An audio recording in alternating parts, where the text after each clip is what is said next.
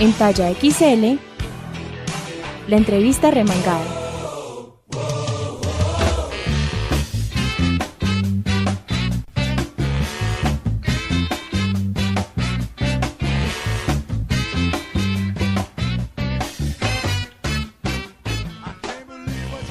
Esta noche Octavio Escobar se encuentra en Bogotá y presenta su nueva novela, Después y antes de Dios.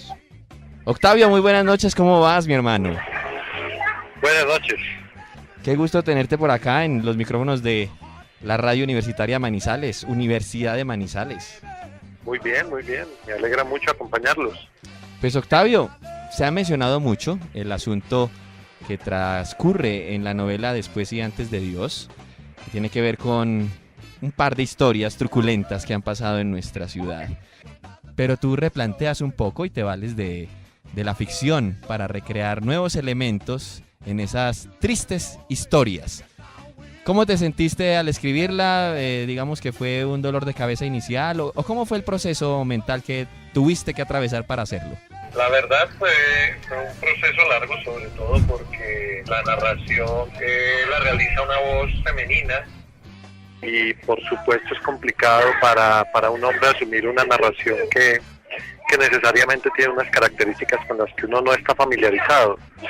Y de otro lado era tomar estos dos sucesos, de un lado el asesinato de una mujer, de su madre, y del otro lado una pirámide que armó un sacerdote en Manizales, en el cual cayeron muchas personas de la alta sociedad.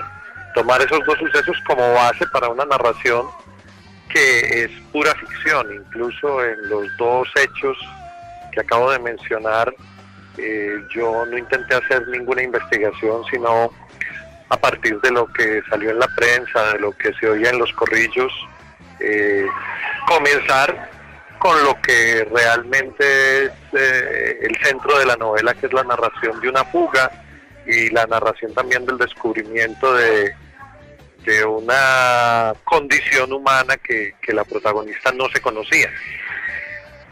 Estamos con Octavio Escobar en este momento y gracias a la presentación de su nueva novela tenemos un pretexto para hablar de literatura colombiana. De hecho, Después y antes de Dios ha quedado entre las finalistas, entre las 10 mejores novelas, catalogado así por un prestigioso jurado del 2014.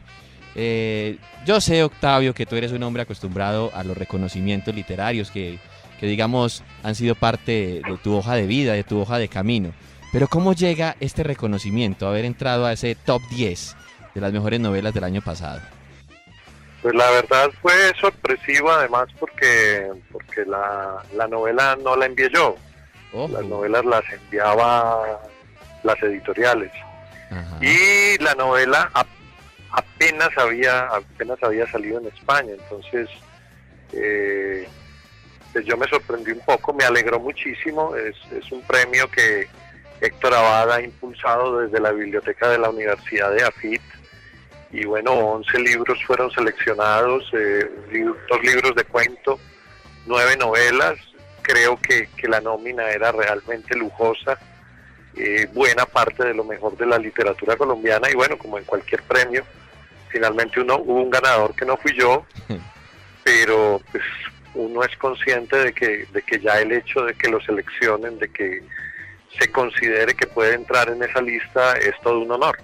Sí, ya entra como dentro del plano de lo que seguramente la discusión entre los jurados y la misma votación que ellos podían traer y el gusto y el ánimo con el que leen cada una de las novelas juega como elemento fundamental en algún determinado instante del certamen o de este evento literario que convocó EAFID y Héctor Abad.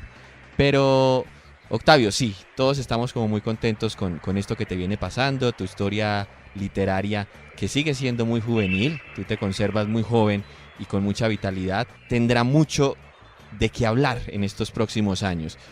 Tú, yo quería hacerte como una pregunta en tono más de tu escritura habitual. ¿Tú conjugas la escritura de varios textos sobre el escritorio o te ubicas y hasta que no le exprimes todo el jugo a una historia no quedas contento? ¿Cómo digamos, diferencias lo que estás haciendo, un ensayo, un cuento, una novela? Pues la verdad es que cada vez ocurre menos que escriba textos que no sean de ficción. Últimamente no escribo tanto cuento. Yo he dicho de una manera un poco dramática que el cuento me ha ido abandonando y estoy trabajando más con novelas. Y lo que ocurre habitualmente es que cuando encuentro el tono y encuentro como la historia de lo que estoy escribiendo, me concentro en eso, y a veces hay textos que se quedan rezagados, que se quedan olvidados en el momento en que me llamaste. Estaba precisamente trabajando en uno de esos textos que creo que por fin va a salir adelante, una novela juvenil que empecé hace ya muchísimo tiempo, más de 10 años creo yo, lo cual le dice a los oyentes que el trabajo del escritor, que algunas personas consideran muy fácil, hay personas que creen que si tuvieran tiempo podrían ser escritores. Ese trabajo del escritor, esa orfebrería final, es mucho más dispendiosa y requiere muchísimo más trabajo del que habitualmente se piensa.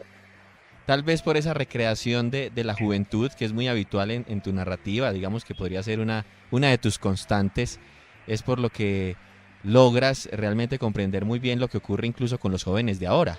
¿O cómo lo ves tú? Pues uno siempre queda con la duda de hasta dónde entiende a personas que son de generaciones diferentes.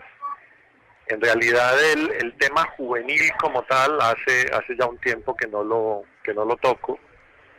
Quedó como la impronta de uno de mis libros de cuento, de música ligera. Ajá. Y tal vez de uno posterior, Hotel en Shangri-La, en donde realmente la presencia juvenil es importante, y tengo un proyecto hacia adelante donde volvería a intentar eso con las generaciones más recientes, pero me da mucho temor porque los referentes cambian,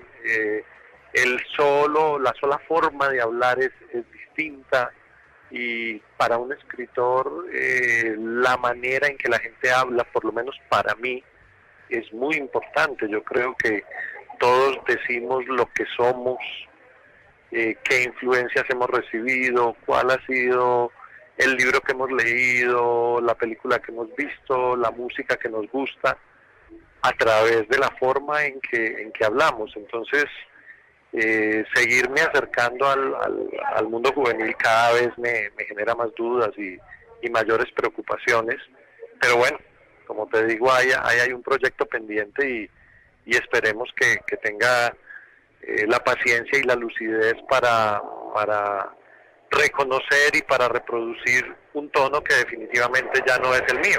Ajá. Y de esa lectura que te acompaña siempre, los autores jóvenes, ¿cómo lo sientes? A mí me gusta lo que he leído de autores jóvenes, además porque yo tengo en la Universidad de Caldas un taller de cuento, entonces permanentemente estoy discutiendo textos literarios con muchachos de 19, 20, 21 años. A veces con determinados grupos he tenido la impresión de que, por circunstancias que sería muy largo de explicar, que tienen que ver con la evolución que ha tenido la literatura colombiana y en general la literatura en el mundo, siento que los jóvenes escriben incluso menos juvenil de lo que escribieron algunos de mis contemporáneos. Pero puede ser una sensación falsa, puede ser simplemente que los muchachos, cuando se enfrentan a estar en un taller, se reprimen un poco, se vuelven más prudentes. Ajá. Pero sí, a veces tengo esa sensación. Lo más interesante de todos estos procesos, en mi opinión, es la gran diversidad.